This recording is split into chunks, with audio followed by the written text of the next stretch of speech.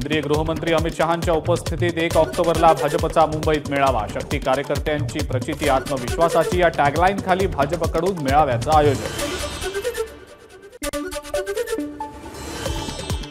जागा वाटपासंदर्भात उद्या महाविकास आघाडीची महत्त्वाची बैठक। 30 ते 35 जागांवर चर्चा होणार।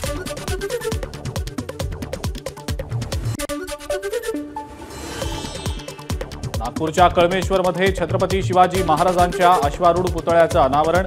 उद्धव ठाकरेंच्या हस्ते पुतळ्याचं अनावरण।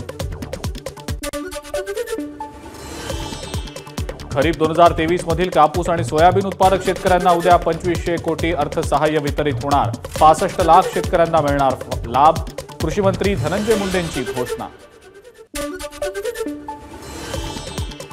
ओबीसी समाजातील विद्यार्थ्यांना परदेशी शिष्यवृत्ती मंजूर। राज्यातल्या पात्र 75 विद्यार्थ्यांना लाभ मिळणार। 26 सप्टेंबरला शासन निर्णय जारी।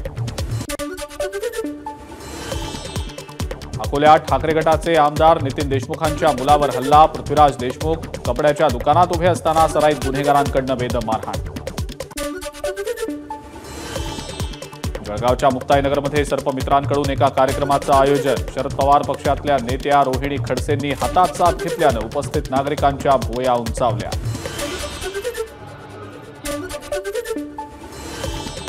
नाभिक समाजाकडून उद्या 1 दिवसीय आंदोलनाची हाक। शासनानं नाभिक समाजासाठी वर्षभरापूर्वी केलेल्या महामंडळाची स्थापना अद्याप न झाल्याचा आरोप।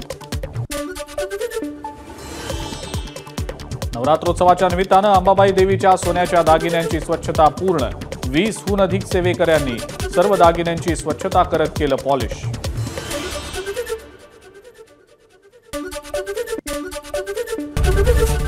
एबीपी माझा, उघडा डोळे बघा नीट।